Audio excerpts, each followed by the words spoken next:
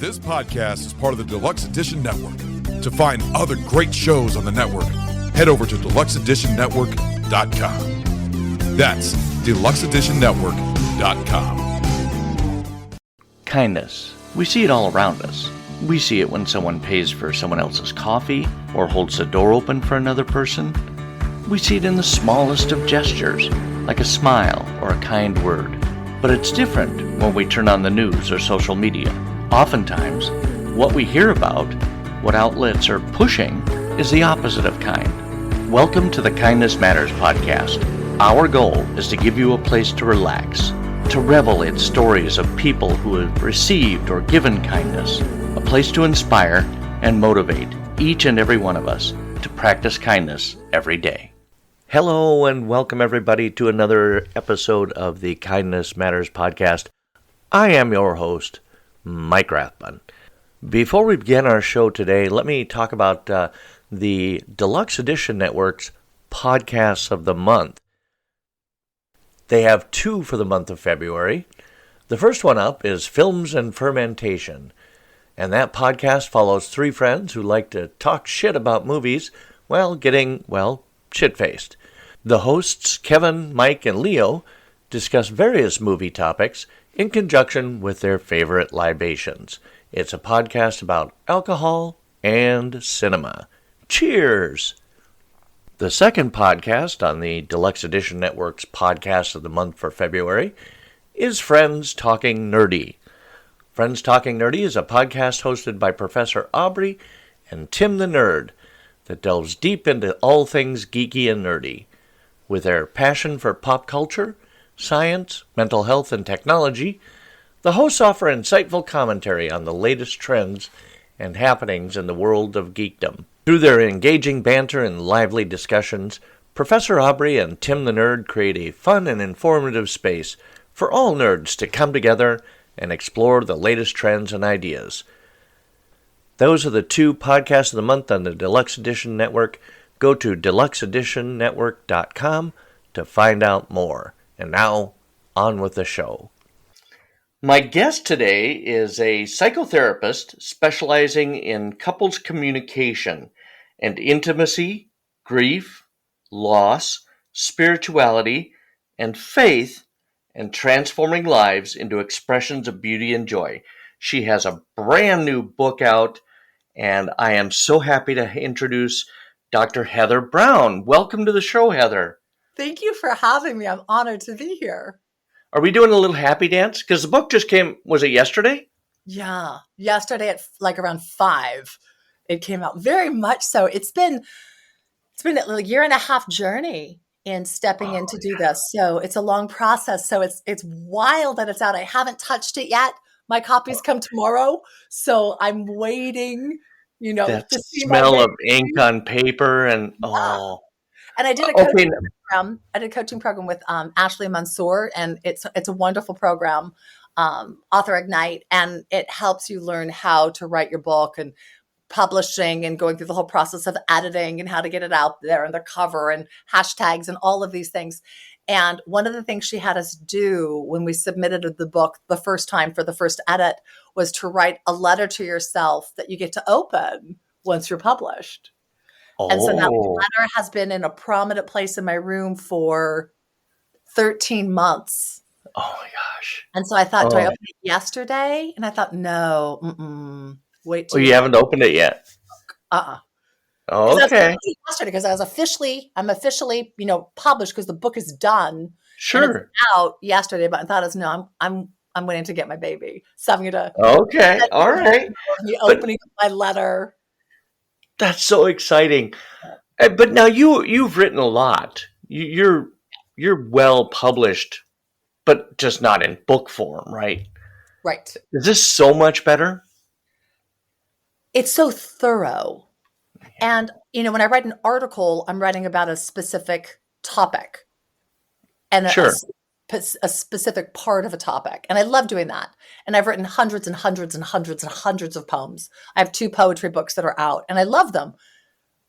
But writing a book on helping people in their relationship and walking through hurt and anger and deceit and anxiety and triggers and love languages and intimacy and sex and money and kids and hand holding and cuddling and loving each other deeply and devotedly. That's rich. And Yeah. so it's a huge gamut. It's not just one little piece. And so for that, yeah, because it's like slipping into a warm bath that you like luxuriate in for a long time. It's not just a quick shower. And, Right. and the way I wrote it, because I wanted it to be different, of course, than any other book out there. So Sure. I wrote it instead of like, this is how to be in a better relationship. This is how to have better communication. I actually walk you through it. So there's Oh, exercises in pretty much every single chapter. And some of them are throughout the chapter. So I'll say, okay, now I want you to go do this. Spend 2 minutes here, spend 3 minutes here, and then come back. And I'll say, okay, so what did we learn here? Let's talk about that. What was hard here? Let's talk about it. What did you love here? Let's talk about it. So it's kind of, in an essence, like a workshop book, okay. because we know a lot of times how, we just don't do it. But there's the place of, Yeah. I don't know, like I know I should, but, and so I just take away the but and just say, and here we go. Let me help you with it. Let me guide you on it. And there's a lot that we can learn about how to even approach communication that for some reason we're not taught. Did a podcast last week and the host said, you should be in every single high school and college. You should be in every single high school and college in the US or the world to share with them this knowledge because nobody teaches this. I'm like, I know. But there's a place of looking at communication very, very differently than we do it to make it more effective, to make it more respectful, to make it more Right. honoring. There's the place of not abandoning yourself and not blaming the other. And I think our world really needs to look at that. We abandon ourselves and then we blame the other person for us feeling abandoned. We really That's, need to yeah. learn how to be solid within ourselves and carry ourselves in our integrity. And then with that, I determine what I can do in a relationship with somebody else. But if I'm not really solid in me, then how am I going to have a conversation? Because I'm going to veer all over the place. So I spent quite a bit of time at the very beginning helping people really recognize their thoughts, their feelings, their needs, their beliefs for them, and how to step into a relationship differently where you are learning how to walk side by side, even though you might Sure. have some very different opinions. Yeah. Sure. And you focus a lot on compassion Yes. in your teaching or in your business. I guess that's a good way to say it. But I mean, just in general, you focus on compassion, and I think I that's the most beautiful gift we have as humans, that we can love. yeah, I think that's the most beautiful thing. And what I have found is the longer I'm here, it's up to me. How much I want to love is up to me. How much I feel love is up to me. And when I no longer rely on somebody else to be the person to provide that for me, when I decide, oh no, I'm going to love me no matter what. Like I am going to help myself walk through today as best I can and treat myself with respect and yeah, kindness. I'm just going to enjoy being Heather because it doesn't feel good hating Heather. It just simply doesn't yeah, feel good hating Heather. It doesn't feel good beating Heather up. I don't know why we ever decided it's so hard to love ourselves. I think yeah. that's I so don't. sad that we've decided that because it doesn't have to be. It can be, you don't have to think you're amazing, but just simply let it be okay that I'm 6 foot tall. That just is. I'm a woman. That just is. I'm 60. That just is. Like I don't have to fight it. It just is. Yeah, And so and when there's you nothing you can do about it. So you might as well love yourself for it anyway. might as well. I mean, now we're starting to do things about some of that, but that's another topic. But for me, the one thing I can offer is my compassion. And Sure. I know this. The more I live in compassion and the more I offer it, the better chance there is of it being received. Amen. Because I was thinking about compassion and empathy, Mhm. and I was thinking, do people mix those two up a lot in your experience? Are Yes. they used interchangeably? So No. I went, no? They are confused a lot, and they are different. Yes, because Similar. They're similar, but empathy is being able to see yourself in another person's troubles, whereas compassion is being able to see yourself in another person's trouble and wanting to help. yes, And yes. that's the big difference. There And is. because I always think you have to have empathy to be kind, but compassion To me is is more. really the necessary thing. Well, and for me, the difference is in empathy, I have to feel for you in your situation and feel I somehow kind of understand it. In compassion, you don't. You don't have to understand it at all. Right. If I see a child starving in India, I do not understand that. Yeah. I can have deep compassion. Can I really have empathy? Not I don't know what it feels like to be starving to death. The Right. longest I've gone without food is 3 days. Yeah. That's a long time, but that's not a month. Right. So to me, compassion, this is the difference for me. Empathy, there's a big piece of you in that. I recognize that. I align with that. I understand that. I've had that experience too. So I'm going to feel closer to you because basically this reminds me of me. Compassion is not about me at all. Right. It's just what can I give to you? Right. And Right. we don't need to focus on me. Whereas empathy, it is largely about us joining in our commonalities. Compassion is just a giving of the heart. Yeah. Yeah. And basically, now you've had a big year. I mean, your book just came out. Yeah. And then in November your TED Talk Yep. dropped. Yep. And I was watching that TED Talk, and this will come full circle, but bear with me. You were talking about you related a story. Your mom had some mental health issues when you were a child, and paranoia, Yeah. schizophrenic. Schizophrenic and alcoholic. Mhm. Okay, and you related a story, and I should just have you tell the story. But your compassion there was what really shone through. And if you want to tell the story, I'll let you. But yeah, that really stuck with me, and struck me. Well, it was pivotal. And yeah, I'll do it in a snapshot. People can go listen to my TEDx if they want the whole story. But Please do. so I'll have the link in the show notes. perfect. Just the quick line of it. So when my mom would go into psychotic episodes, we'd all try to pull her out. Like, Ginny, that's not what's going on. This isn't happening. And so one day when I was 12, helicopters were flying over the house and she thought they were coming to get her. And my dad did what my dad always did and said, like, Ginny, you're crazy. It's all in your head. They're not coming to get you. And I remember looking at her and she was petrified.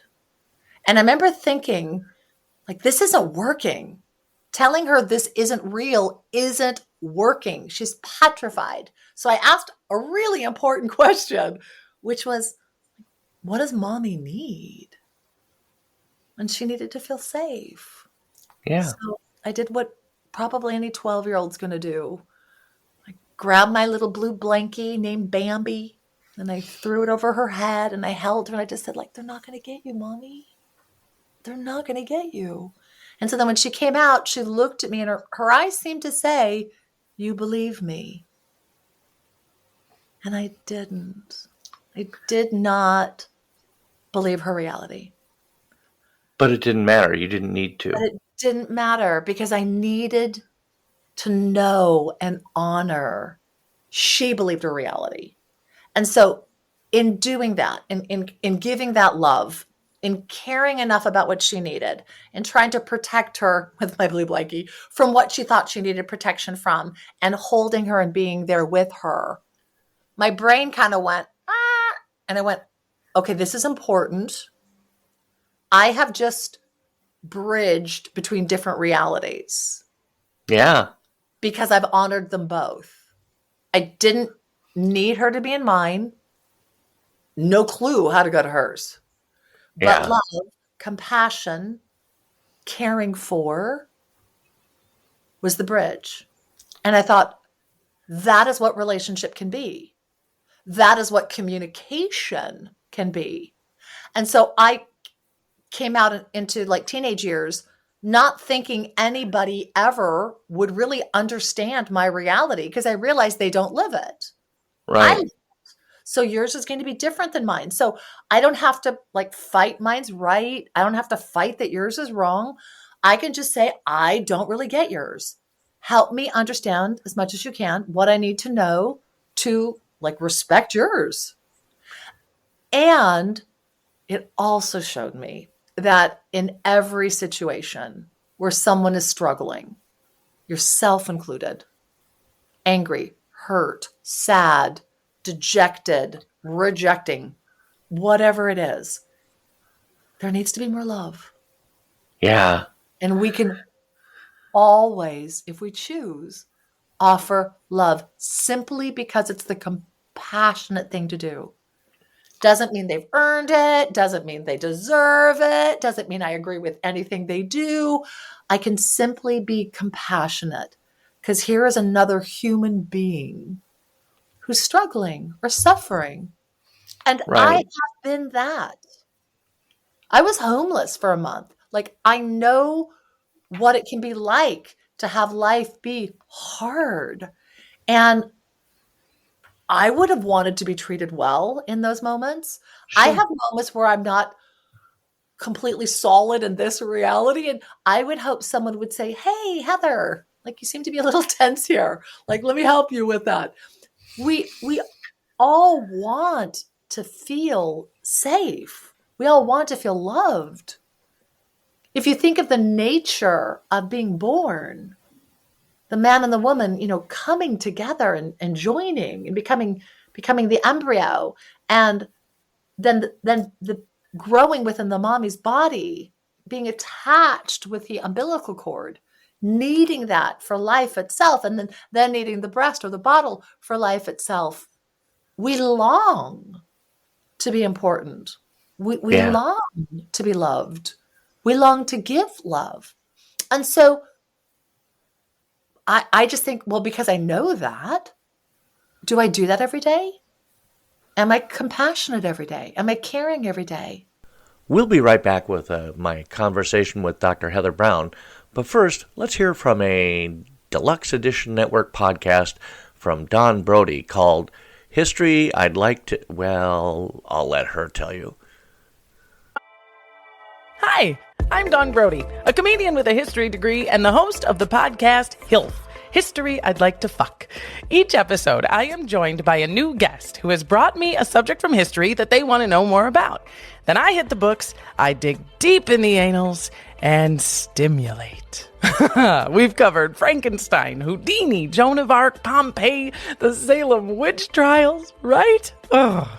Join us and find out for yourself that history is a party and everybody's coming.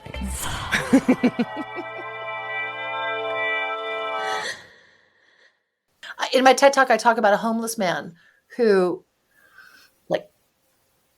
just went right into my soul. And I've thought about it a lot because I looked at him and I could have not. Or I could have looked at him closed off. Sure. But I didn't. And so in that moment, that bridge was from my soul to his soul, from my heart to his heart. And Wow. I was moved. And we have all had people in our lives where you just say, thank God, thank God, thank God, thank God, thank God you're here because I need you Right. desperately. If we remember that, if we keep ourselves in a place of, I want to be open and accessible to loving you in whatever way I might be able to, it's a different way of doing life. If I wake up this morning and say, how many people can I love? How many people can I bless? How many people can I touch? I'm going to be way more excited to step into the world. If Sure. I wake up say, oh my God, there's so much I have to do. And like, I have to go to the office and people are going to need me. And like, I'm tired. I want to do this. It's not going to be a good day. Yep. Nope. Nope. No, for sure. So do you walk your life speaking with your heart? Do you walk your journey speaking with your heart? And so oftentimes we don't, but we can quickly catch that and say, oh, well, what am I doing? This is all in my head. This is all in my ego. Like, where's that best part of me? My heart is my best part of me. Why would I not want the best part of me to come out as much as possible? Yeah, for sure. I think this world we have today could use so many more people like you. Oh, thank you. Because, and that's just the thing. I was watching interviews of potential voters the other day, and one of them said, well, would you listen to this person who has opposing views than you, other, views that are opposed to yours? Would you listen to them and try to explain to them why you feel the way you do? No, because they're throwing a political label there. Well, but if they would want to hear, sure. I mean, I can share what I think and I believe. I think people just don't want to hear. They're not willing to get to that compassionate part where they don't see other people as people of a different religion or a different skin color or a different political party or whatever the case may be as another human being. And isn't that wild to think? There's Yes. 8 billion people on the planet. For whatever reason, we are each here. How bizarre for me to think that my little speck of heatherdom means anything more than anybody else's little speck of them. I mean, how can I think I'm more important than another person when all I am is one of 8 billion? Right. And how can I say you are supposed to be a particular way? Like, you get to decide 100% for you. I get to decide 100% for me. And I'm living a life that for me, calls me and blesses me. And I hope there's a whole bunch of good in the world. But at the end of my life, I will have lived my life and I'll be dead. And that's it. Right. There isn't some like stacked order of, oh, I've been so amazing, therefore. And I'm dead. I'm dead. Right. What I hope happens is at the end of my life, I hope when I meet with God and creation and all of that, what I hope happens is they say, like, what'd you think? What'd you think? What I want to say is, oh my gosh, thank you. Yeah. Thank you. You gave me this incredible experience. And I love so much of it. And like, thank you for letting me be Heather. Like, thank you for choosing like this body, this mind, this personality. What a hoot. Thank you for not making me a Jane or a Janet or a whatever. Well, if I had been Jane or Janet, I would have been grateful to be Jane or Janet. But like, thank you for what was mine. Right. And thank you for giving me as much of an awareness as I have had to want to bless. Because for me, that's my greatest thing. Bringing children into the world, being in a relationship, and like loving on others. For me, that's my biggest thing. For somebody else, it's something different. And then they would think for something different. Maybe it's making music. How glorious. I don't have a gift. So yeah, like this is for us to decide how do we play this game? How do we walk this role? How do we do this dance? And I just see people who, and myself included, who just waste so much of the time being frustrated and pissed off and resentful and angry and bitter. And I think, God, another day went by where you missed the sunset. Right. Yeah. Another day went by where clearly you didn't love you. Because if you had loved you, you wouldn't even be focusing on this other crud. You would just be focusing on, oh, I am in a good place. Let me step out of here. I'm not going to be in this conversation. Let me go pet my dog. Right. Oh my God. Is that the best? Yeah. That will lower my blood pressure like 10 points, just petting my dog. It's one of the things they say when you're in deep depression is if you're able to get a pet or volunteer. Why? Yeah.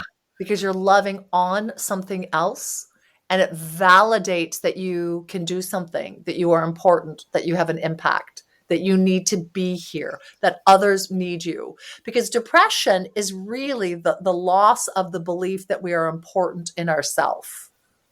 Oh, interesting. I've never heard it put that way. I've never said it before.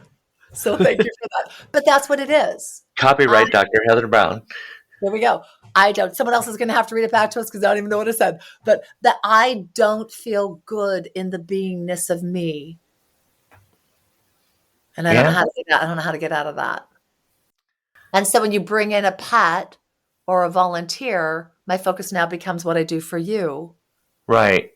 And because pets and people who are needing are grateful, you get back. And then you realize, oh, I can do something. When I was at my lowest, it was freshman year of college, and I was definitely in a deep depression. I would never kill myself, but I for sure wanted God to kill me. And I went to a psychiatrist because I knew I was not in a good place. And he said to me, what is one thing that used to bring you pleasure? And I said, dancing. And he said, okay, I want you to dance for an hour every day until I see you again. That seems like a long time. It was. And I said, it's not going to do any good. He said, I don't really care. I want you to do it. I'm thinking, in my head, I'm thinking, jerk. But then I'm also thinking, he's the doctor. Okay. And I am largely obedient. So I went. And the first day, it was just stupid. It was dumb. It was forever. And then I went back and crawled into my bed. Second day, same thing. Just hated it, got pissed off, got angry. This is so dumb. Why am I even doing this? This is a waste of time. Like being in my bed is a better fill for my time. And so the third day I thought, well, heck, if I'm doing this, I'm bringing music. So I brought music, and at least I listened to music, and it was a little bit less treacherous. Day 4, I'm like, screw this. If I'm doing this, I am dancing, darn it. So I danced, and I hated it. I was mad, and I was jumping, and I was leaping and throwing my body, and I was tired. And then the 5th day, I kind of danced. When I went back to his office, he said, did you do it? And I said, yeah, I did. He said, good. And then he started to move on to another topic, and I went, wait. Aren't you going to ask me how I felt? Yeah, aren't you going to ask how it went? And he said, no. And I said, why? He said, because you proved to yourself that you can do something when you don't want to. And if you want to share with me how you felt about it, go ahead. But that's not the point of what I had you do. Wow. And I was angry with him because I wanted it to be important. Right. And so I told him, I'm like, I'm angry right now. And he said, why? And I said, because I want my experience to be important to you. And he said, why is that?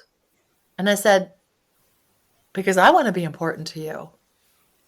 And he said, congratulations on stepping out of your depression. He was brilliant. Wow. He was wow. Brilliant. I learned so much in 4 sessions from that man. Wow. Key though, such a key. I'm going to do something because it'll be good for me.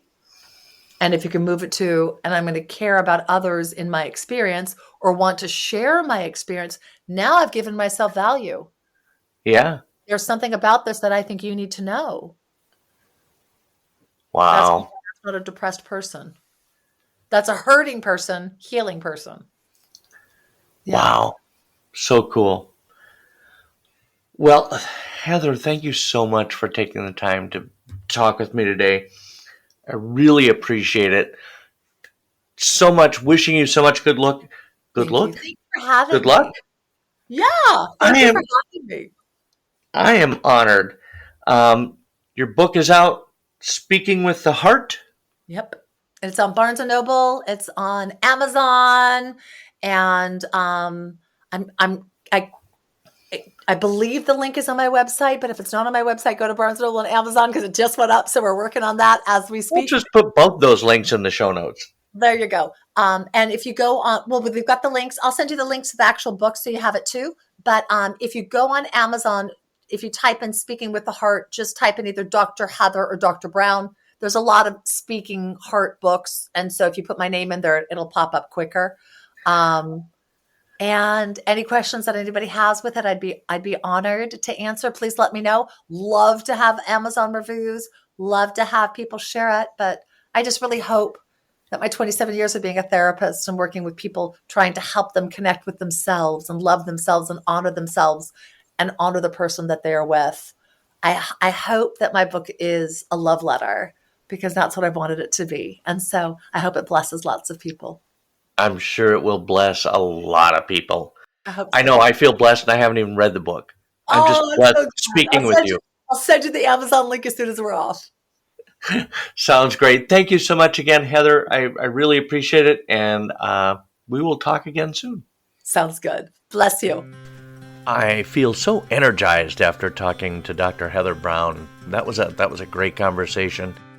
This whole feeling of leading with compassion in our lives and using that to help others and ourselves as well is so fascinating to me. I'm going to definitely go out and get her book.